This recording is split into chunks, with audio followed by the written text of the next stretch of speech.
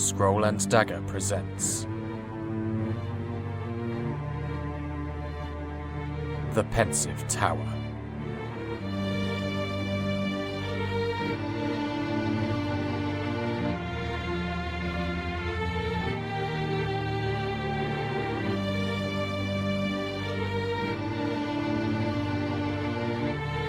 Episode 24.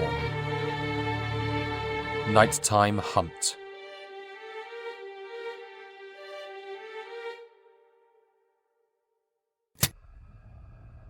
This is the memory of Lewthyn MaBiorth, human, aged 52, identified as male. Memory regards a claimed encounter with the fabled Monster of Silusia and was donated on the 3rd of the month of Thresher's Time in the year 728. Inscribed by Paxton Ferox on the 2nd of Chilentine, 730. We begin. Before we go any further, I want to make one thing very clear. I know, alright? I know how this sounds. I know what you're going to say. I know how this makes me look. I know how crazy this story is.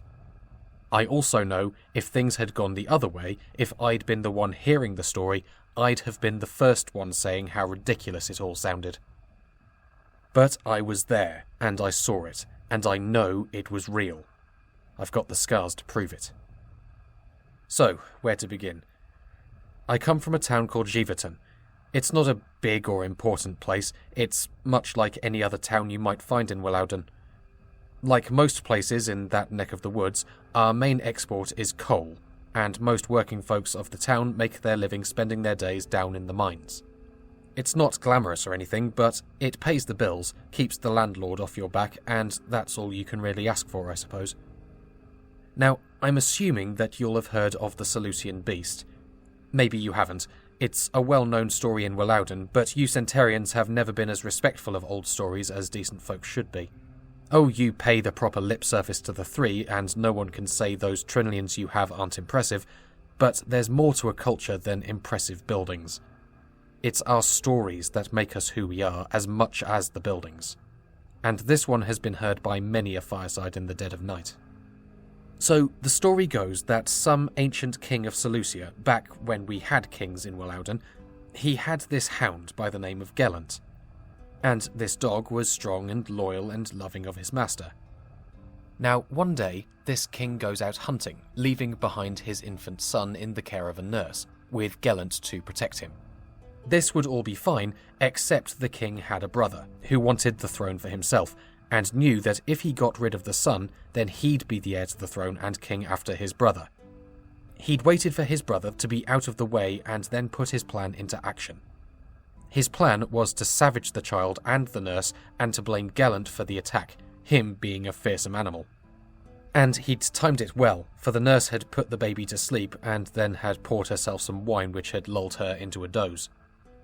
So the wicked brother creeps into the baby's chamber, dagger in hand. Gellent, who had been sleeping by the fire, awoke to see the brother enter. The brother wasn't afraid of the dog, not at first, for he knew Gellent and had made sure to ingratiate himself to the hound so that he would trust him. But the faithful hound saw the brother with the knife and immediately knew his intent and let out a fearsome bark and went at the brother teeth bared. The nurse, startled awake by the barking hound, saw the drawn dagger and, in a panic, fled. Gellent went at the brother, who ran from the angry dog, but not before being brought to the ground where his leg was mauled. He was able to shake Gellent off, and then he escaped the castle. The king, at this time, returned, and he found the nurse sobbing in a corner, and running up to his son's room, found the loyal Gellent with blood on his mouth. The king's mind jumped to the worst conclusion, and in a passionate grief, the king drew his sword and killed the hound. And the sound of the dog's death finally woke the baby, who began crying. The king saw his son alive and was confused. And this was when the nurse arrived, having only just realised her lord was in the house, and she explained the truth of the matter. And the king was overcome by grief for what he had done in striking down the loyal hound that had protected his son. Tears in his eyes, he fell to his knees and begged for forgiveness, that the three would undo what he had done. And the three, it seems, heard his prayers.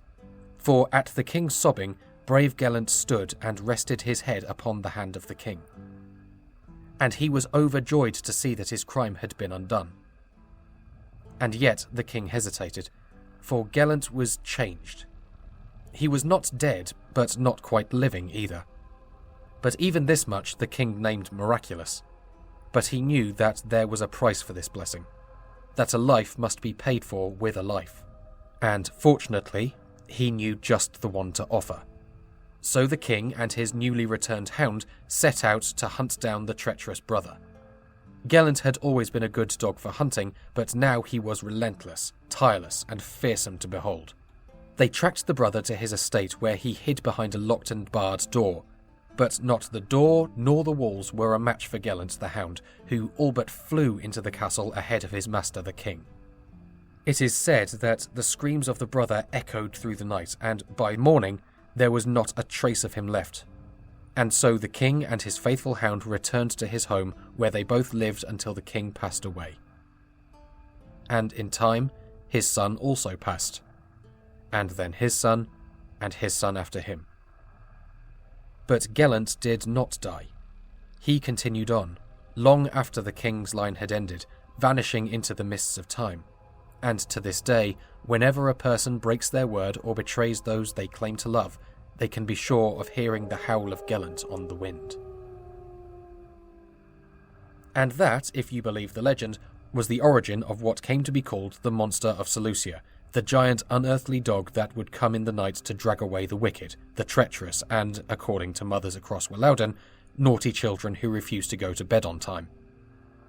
There have been a few folks over the years who claimed they've seen it. My mother's cousin swore blind that he'd been stalked by the beast when he came home late one night from the pub, and a neighbour, where I used to live, she said her ex-husband had been carried off on his way back from his mistress's house. Funnily enough, she didn't seem too sorry about it. But most of my life I didn't think much of it. Like most folks, once you've grown up, you stop really believing in tales like that. More likely, my mother's cousin just saw a big dog on his way back from the pub, and, drunk as he was, his brain made it more than it was. And the neighbour and her ex-husband, well, you can draw your own conclusion there. I was still quite young when he went missing, but from what I remember, he wasn't much liked around town, so no one looked too carefully. Old lawkeeper Boyce did spend a lot of time at her house, but he never arrested her or anything. But anyway, this all began last year. We had a new arrival in Jeeverton. He said he was a researcher from some university, the Aterian University, I think he said it was. And he was one of those tertians, with the long ears and the teeth. Never had one of those folks in town. I first met him in the Soldier's Arms, that's the local pub. He seemed like a decent fellow, said his name was Jonah Castill, and when I asked him what brought him to town, he told me he was doing research on local legends and stories from across the Federation, and he'd heard of the Silusian monster and was interested in finding out more. Now, I enjoy telling a story, especially when I'm a couple of drinks in, so I told him the same thing that I've told you. And this fellow, Jonah, he gets out this little brown notebook and starts jotting down things as I'm talking. Now, I notice a few times that he goes back over things that he's just written, and he's drawing circles around specific words or lines and making quick little additions in the margins. When I finish the story, I ask him what they're about, and he tells me that they're points where the story differs from other versions he's heard. He says that as stories spread from place to place, little changes start happening, which then get bigger and bigger until there are huge differences in the story depending on who you ask. He said that's what he finds so fascinating about local legends like this, and his theory is by going around and compiling all the different accounts and seeing where the stories are similar, you can put together the original events that gave rise to the story. I had a little chuckle at this. So you're saying you think there really is a huge undead monster dog out there somewhere, is what I said. Jonah laughed and said probably not, but there was likely something that happened that led to the story we all knew. Maybe the king just regretted the killing of his hound so much that he invented the story, telling what he wished had happened. Or, he said, flicking through his notebook before stopping on one of the earlier pages, maybe this is what happened. And he told me another version of the story, one where the king's blow did not immediately kill Gellent, but rather mortally wounded the dog. But before he could deliver the finishing blow, that was when the nurse had arrived. Horrified by what he had done, the king ordered Gellant, who was still alive but would soon die, carried to a man he knew who was learned in the schismatic arts. And this man, through his great knowledge, fused Gellant with schismatic devices that kept him alive. Interestingly, Jonah said, there were a few versions where this happened. In a couple he'd heard, the alchismatist was unnamed. It was just said that he was very good at his craft. But in most versions where this happened, the alchismatist was Cichratis himself. Do you believe that? Our little corner of the world having ties to someone as famous as that? So that was the end of that for a while. Over the next few days, I'd see Jonah walking in the town, talking to folks in the street, and then doing the same thing later in the pub. I'd ask him how the work was going, and he'd say, well, and that was pretty much the whole conversation. That all ended with Gwynek. Now, Gwynek Manil was... well, he was similar to the fellow I mentioned earlier. He wasn't highly thought of in the town. I mean, he was a hard worker and kept himself to himself. But, well, he was married to this lass Meria, and, well, there's no easy way to say this, the man beat her something fierce. My own wife, my Rhianwen, well, she'd tell me at least once a week that she'd seen poor Meria with some bruise somewhere while they were shopping or visiting the bathhouse. Meria always said she'd fallen or bumped something, but everyone knew that was a lie. Lawkeeper Boyce had been to their house many a time, but unfortunately, unless Meria actually said what was happening, there wasn't a lot he could do to stop it unless he actually caught him at it. I should have done something. We all should have. We knew what was going on. We could have stopped it. If we'd all stepped in, given him a taste of his own medicine, that might have learned him a lesson. But I know why we didn't. We might tell ourselves that we didn't want to get involved, that it was none of our business, that what went on behind closed doors was between a married couple. But that's not it. Truth is, we were cowards. Gwynek was big and he was strong, stronger than anyone else in town. And none of us wanted to get a beating of our own. So we left poor Meria to suffer alone while we sat in our shame. I tell you all this so you can understand why, when Gwynek was found all but torn apart one morning down a side alley near the pub, it didn't raise much of an alarm. I'll be honest, most of us thought Meria had finally snapped, and we all thought good on her. Though she did seem distraught when she heard the news. Others thought it had been one of us, finally fortifying ourselves to what needed to be done. Lawkeeper Boyce ruled it as an animal attack, nothing to be done about it. Didn't even propose tracking the animal down. Some folks came later that day from Tengar. Chirurgeons, I think they said they were. Lawkeeper Boyce had called them, told them what had happened. They said they wanted to perform an autopsy, so they took Gwynek, or rather what was left of him, away in a wagon. As they were leaving, I saw Jonah watching them. He had a thoughtful look on his face. I met him in the pub later on, asked him how his research was going. He said he thought he might have had a breakthrough that very day and was heading into the countryside that night. I asked him what he needed to go to the countryside for. He was researching stories, there weren't many folks out there to ask. Jonah gave me this funny look, like he wasn't sure if he'd said too much. I was a little worried about him.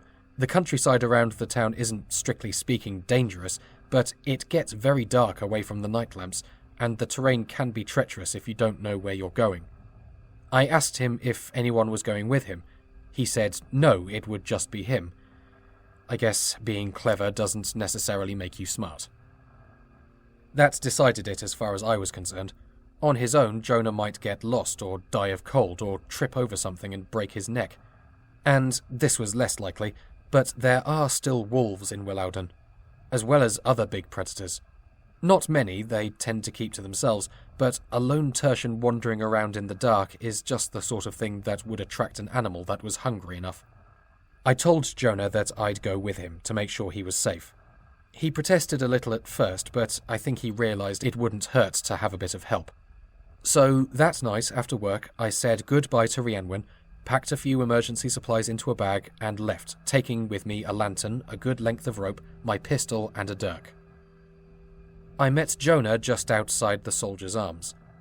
I was glad to see the man wasn't totally without sense. He had brought a lantern of his own, and at his waist was hanging a sword of all things. I would have dearly liked to ask where a man like him had gotten a sword, but I reasoned it was none of my business, and so instead I asked him where we were going. Jonah said he had found a trail that we were going to follow. A trail of what? I asked him. He didn't answer. Instead, he began heading out of the village. I followed. It wasn't long until we were out of range of the night lamps. The stars shone like pinpricks in the night sky above us, but not nearly bright enough to illuminate the impenetrable darkness that surrounded us. The moon was a bare sliver of light in the sky. We both lit our lanterns and continued on up into the hills. It was very quiet. I'd only done this sort of thing a few times in my life, and not since I'd been a young man. The dark and quiet pressed in on us, broken only by the sound of our footsteps. I tried again to find out just what it was we were out there to find, what it was we were tracking. But Jonah waved me to silence. By the light of our lanterns, I could just about make out his face. He was looking this way and that, seeming to almost be scenting the air. His long ears stood tall and erect, and they twitched repeatedly. He was listening for something, and he must have heard it because he suddenly took off at a run. In the dark. I was starting to have serious doubts about how smart the man really was. I followed at a more sensible pace, expecting any minute to hear a yelp of surprise or a shout of pain as he ran into a tree or tripped over a root or an animal hole or one of about a million other things that can catch you out in the dark. But I was surprised and not a little impressed when I heard nothing but the sound of his running footsteps, which were growing steadily quieter as the distance between the two of us widened. Maybe I'd been underestimating him. Maybe there was more to him than I thought. I noticed then that the running footsteps had stopped. I immediately assumed that he'd fallen down a hole or something. But when I caught up, I found him rummaging through his bag, pulling out bits and pieces of metal. What they were, I couldn't begin to guess at. Looking around, he saw me approach. I think he'd forgotten I'd come with him, but he beckoned me closer and asked me to hold my lantern out so he could see what he was doing. I did so, glancing around to try and take in our surroundings. We were deep in the woods now. Jonah had led us to a small clearing. A heavy clicking and whirring brought my attention back to Jonah. He had finished pulling the things out of his bag and was now fitting them together. I asked him what he was doing, what it was he was assembling, just what in the depths was going on here. He ignored everything I said. I'm not sure he even heard me. He finally stood up, holding this device. At first glance, I'd have said it was some kind of musket. It certainly looked like a musket, but it was built strangely, with shards of crystal embedded in the barrel, something silvery glittering at the end. There was no flint or wheel lock, no kind of lock or pan whatsoever. I'm no expert with guns, but it didn't look to me like it worked using black powder. He turned to look at me, said thank you for my help, but I could head back now. And without waiting for an answer, he turned back and ran off into the darkness. I was left standing there in a pool of light. He had left his lantern behind. I was uncertain what to do. On one hand, I didn't want him to be hurt, obviously, but after a certain point, if the idiot was that determined to hurt himself, it didn't seem like there was much I could do. In the end, I picked up the other lantern and hung it on a tree branch. In case something happened to me, I could use the lights from that lantern to find my way back to that spot at least. Then I set off after Jonah. The night pressed in on me, even more oppressive than it had been before. I strained my ears, trying desperately to hear something that might point me towards where Jonah had gone. I heard nothing but the scratches and whispers of a wood at night time. Then I finally heard something. Unmistakable, a crack of a twig being trodden on. I shone my lantern in the direction it had come from, preparing to give Jonah a piece of my mind about running off in the dark, and my words died on my tongue. The first thing I saw were the eyes. They shone in the darkness, and I don't mean that figuratively. They shone like twin lamps, each giving out a beam of yellow light. In fact, that's what I thought they were at first, lanterns made to look like eyes hung up to give someone a fright. But then the eyes blinked. They came closer, and I heard the crunch of undergrowth under something large and heavy. I couldn't move. I'd completely frozen. A voice in my head was screaming at me to do something, to run or draw my pistol, but I could do nothing. In a few seconds, it was close enough to see by the light of my lantern, and I knew then exactly what had happened to Gwynek. It looked like a huge dog, big as a bear. Or more accurately, I suppose, it looked like something made to look like a huge dog. It was all metal and wheels. Its paws were solid steel plates with claws like knives. Lightning crackled at its joints and steam hissed from its nostrils. I might have called it a machine, except as I looked into its eyes, I could tell somehow that it was looking back at me and it understood what I was. This thing was alive. I can't explain how I know, but I just knew. And I understand that's ridiculous. It was made of metal for the witness's sake, but I'd be willing to bet anything that it was alive. And for some reason, with that knowledge, I wasn't afraid anymore. I moved closer, my hand outstretched, to show I meant no harm. I got close enough to read a narrow plate bolted to its right shoulder. The paint on the letters had faded, but it was still possible to see what the letters were. The name written there was Gellant. Then a crack split the night. I threw myself to the ground, thinking a bomb had gone off. The dog howled, its voice reverberating unnaturally. A crack had formed in its side from something that had managed to split the metal like a sheet of ice.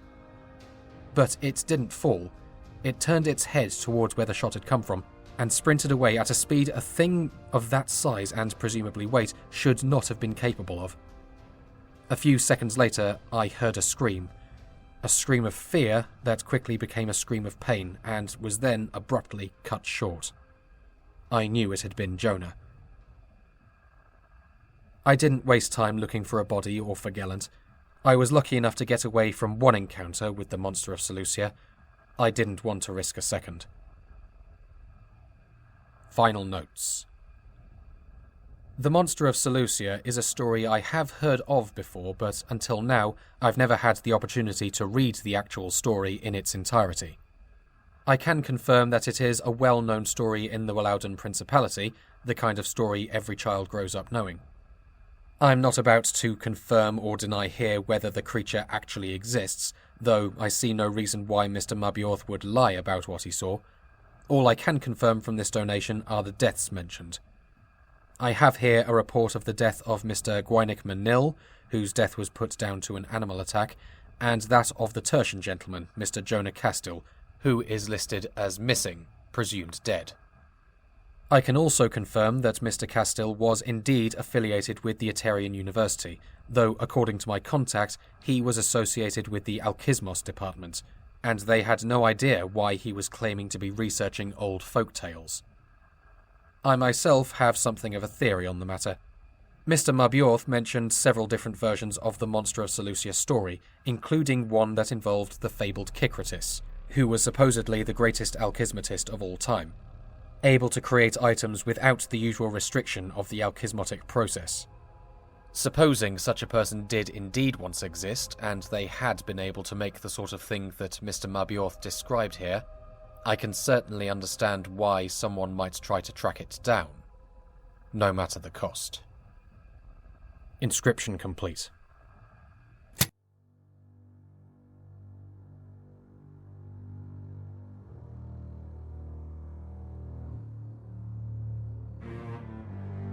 The Pensive Tower is a podcast distributed by Scroll and Dagger and licensed under a Creative Commons Attribution Non-Commercial Share-alike 4.0 International License.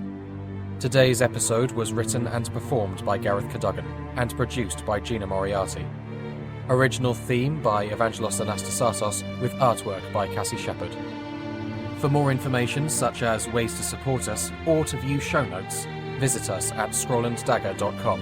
And please rate and review us wherever you get your podcasts. Thank you for listening.